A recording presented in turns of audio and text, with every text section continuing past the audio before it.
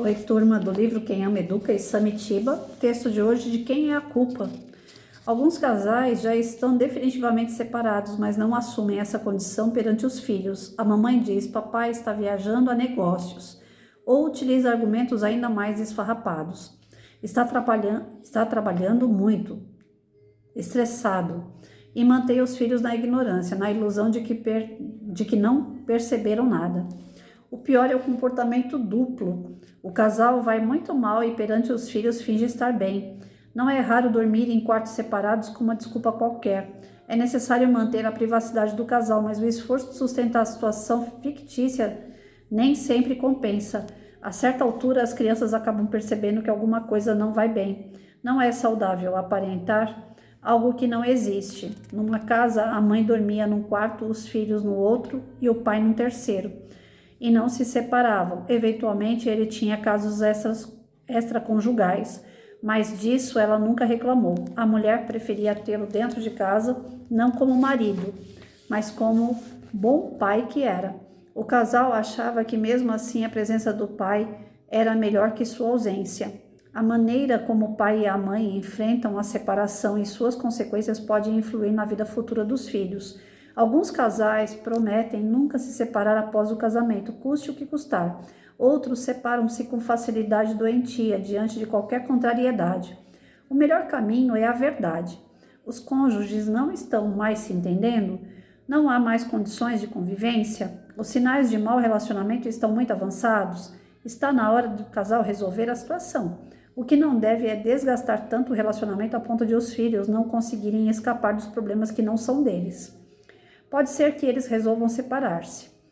Serão ex-cônjuges, mas ele continua sendo pai, ela continua mãe dos filhos. Não devem tornar-se também ex-pais, pois os filhos são para sempre. Muitas vezes saber a verdade traz alívio para as crianças e adolescentes. Praticamente não existe possibilidade de os filhos não serem envolvidos pelo clima existente entre os pais. Não raro, eles próprios chegam a sugerir: por que não se separam? O ciúme, bem dosado, é um tempero da relação, mas o doentio aprisiona o outro, que inicia um processo interior de libertação, separação. Se um dos dois se atrasa, o outro faz escândalo, acha que chegou tarde porque preferiu ficar com outra pessoa ou desfrutar alguma situação. Os atrasos podem ter vários motivos. É melhor procurar saber o que aconteceu antes de infernizar o parceiro. O importante é estar junto, preservando a individualidade, porque lidar bem com o cônjuge é uma manifestação de saúde relacional que pode ajudar a se relacionar melhor com os filhos. Como disse anteriormente, a relação extraconjugal não deve ser discutida pelo traído na frente dos filhos. O casal precisa conversar sem testemunhas. É pouco produtivo buscar o culpado pela traição, sobretudo com as crianças presentes. A historieta a seguir mostra como a plateia pode ser volúvel. Numa cidade pequena, o povo surpreendido por um roubo a banco. Quem roubou o banco? Todos perguntavam. Descobriram que o culpado fora o honrado caixa do banco. Todos se revoltaram contra ele. Depois de algum tempo, levantou-se nova questão. Mas por que um homem honrado, bom chefe de família, roubaria um banco? Descobriram que o caixa tinha uma amante. Todos odiaram. Nessa solução, nova solução, mais uma intriga instigante.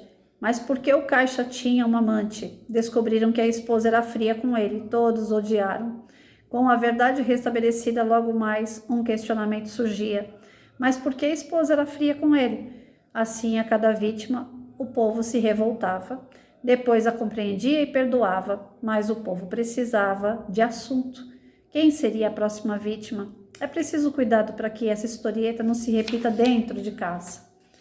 Então, assim, a gente está sempre buscando culpado de tudo, né, gente? Não precisa ser um casal com relação extraconjugal. Às vezes, dentro de casa, qualquer coisa, a gente, né, uma louça suja em cima da pia, quem é que deixou essa louça? Às vezes é até você mesmo que deixou e esqueceu. Mas a gente joga a culpa em alguém. Meu filho sempre falava assim: tudo se joga a culpa em mim. Eu falava: mas só tem eu e você dentro de casa, se não fui eu, só pode ter sido você, né?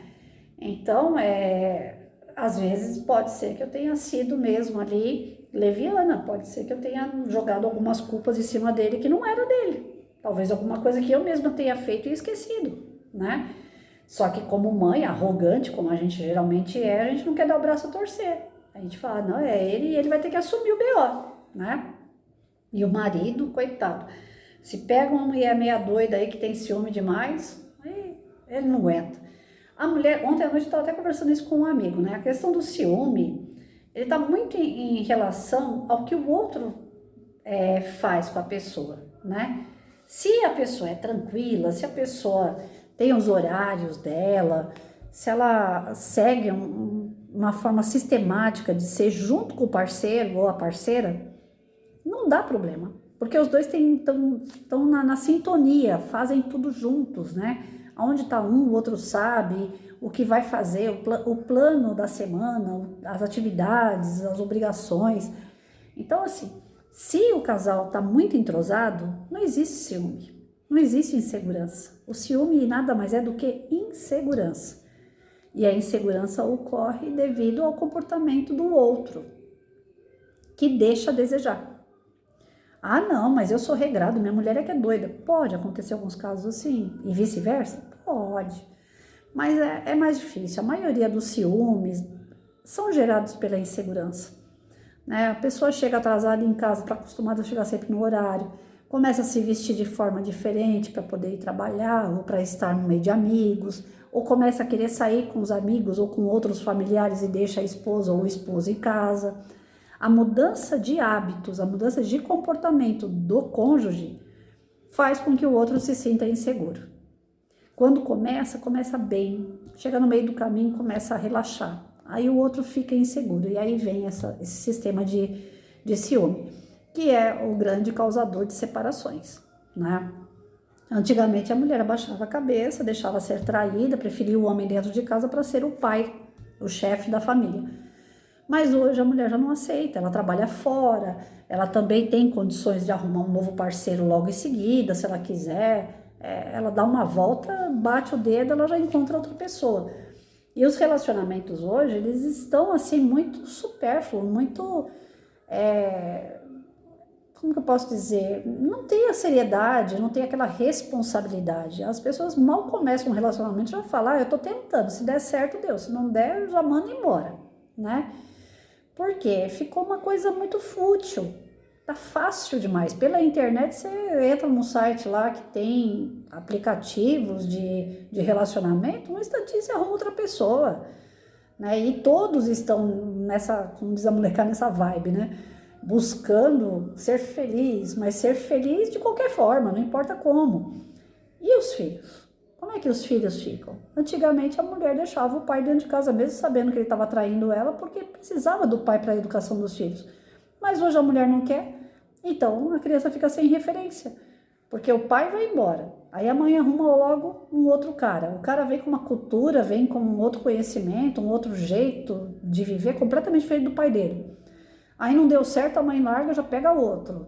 E a criança vai tendo experiência com vários homens ali dentro da casa dela, inclusive correndo risco, porque a mãe às vezes é descabeçada, coloca na carência dela ou na necessidade dela um homem para dentro de casa, onde vai ter contato com as crianças.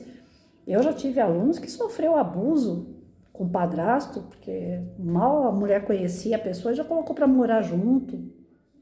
Então, a princípio, os casais brigam jogando culpa um no outro, né? E às vezes jogam culpa, inclusive, na criança. O marido, quando a mulher não quer muito sexo, não está procurando muito marido, ela fala, eu acabei de ter um filho, né? Eu tô cansada, tem que amamentar, tem que cuidar de casa. Então a mulher, às vezes, né, não dá muita importância ao marido e o marido vai se afastando. Aí depois ele fala, olha, a culpa é sua. Depois que a gente teve o nosso filho, joga a culpa no filho, né? Aí você não quis mais saber de mim que nem você era, você não é mais carinhosa, você não é mais atenta, né? O marido fica disperso também, às vezes, em relação ao filho. Existem vários tipos de casos onde um vai jogando culpa do outro, desde um copo sujo em cima da pia até chegar ao fato de uma traição e uma separação devido ao relaxo do casal no casamento, né? Mas no meio desse jogo de culpa, nesse jogo de termina casamento e arruma outra pessoa e coloca outra pessoa na vida, quem é que fica no meio da confusão? A criança. Aí sobra para quem? Como eu falo para pais e falo para professores, então agora chegou a parte dos professores. O que os professores têm a ver com a culpa dentro de casa, de quem é, quem separou, quem brigou, quem tá dando certo, quem não tá dando certo? O professor não tem nada a ver com isso. Mas o professor tem a ver com a criança que ficou no meio de tudo isso. Então, cabe ao professor, né, entender a situação que a criança está passando. Ela vai produzir menos na sala de aula, essa criança vai ficar apática ou indisciplinada, ela vai ter mudança de comportamento e a criança e a professora, o professor, observando a mudança de comportamento da criança, imediatamente chamar os pais, na responsabilidade de pais, para terem que assumir aí uma terapia, um psicólogo, até, dependendo do grau de problema, inclusive um psiquiatra para a criança. Porque os pais acabam com a mente da criança devido às brigas, separação. Se é uma separação em comum acordo, aonde não está dando certo, os dois sentam, por isso que o Isamitiba está falando aqui, falar a verdade é a melhor coisa que tem. Viu que o casamento não está dando certo? Para. Senta e fala, olha, não tá dando certo, vamos parar por aqui, vamos conversar com o Juquinha aqui, falar para ele que a gente não vai ficar mais junto, mas que você continua sendo pai dele, eu continuo sendo mãe dele. Né? Teve um aluno meu recém-separado há um tempinho atrás aí, eu falei para ele, é tão importante na casa da tua ex-esposa, tem o quarto da menina.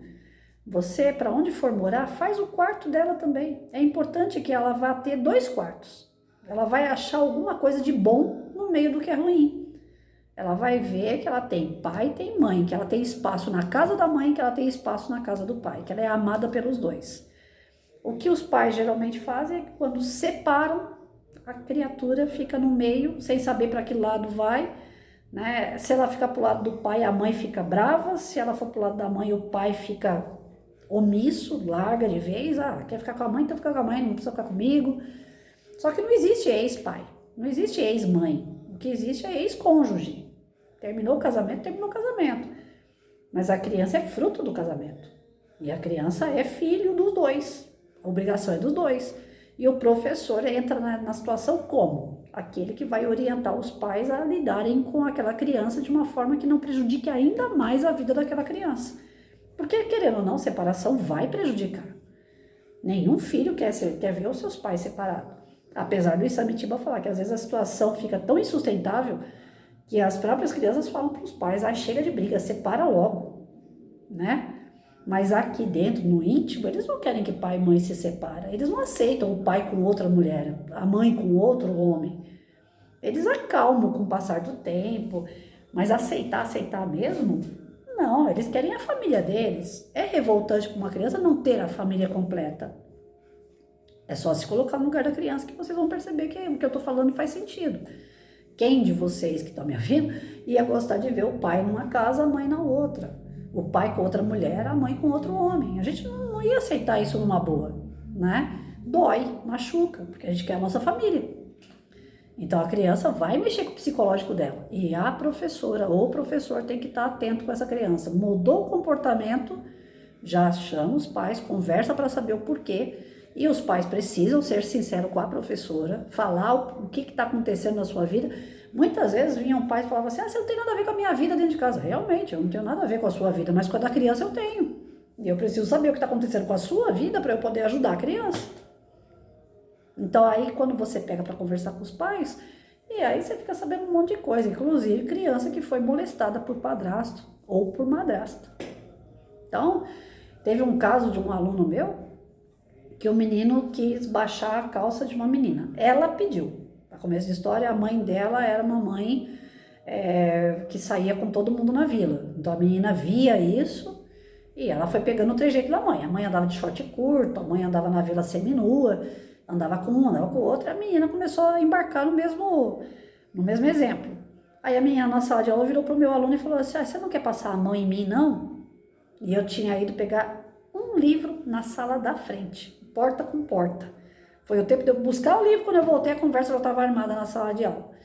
A menina pedindo para ele para passar a mão nela.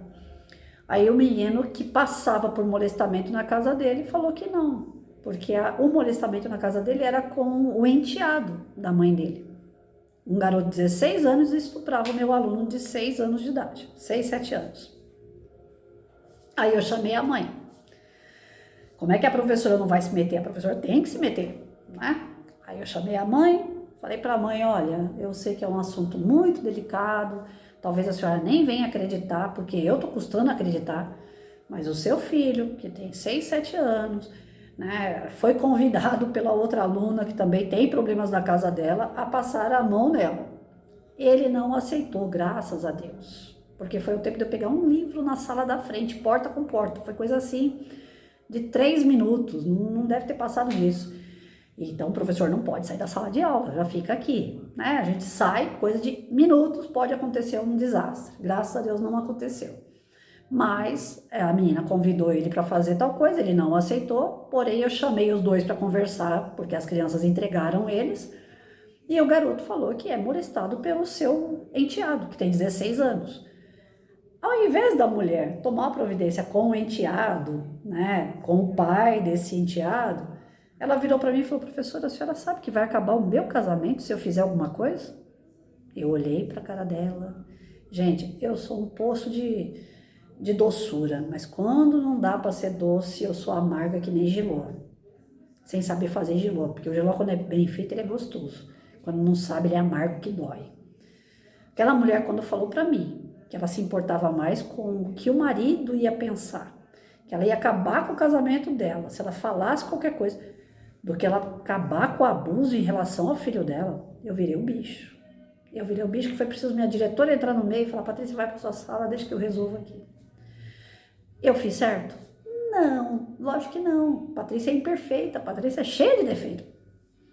Só que é revoltante saber que uma criança é molestada e a mãe não quer tomar providência nenhuma porque ela não quer acabar com o casamento dela.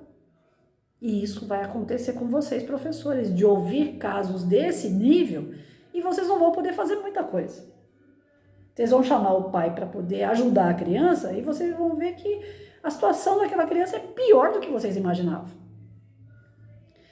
Alguns casos, como esse, eu coloquei no conselho tutelar. Foi a única coisa que eu ainda encontrei para fazer em relação àquela criança.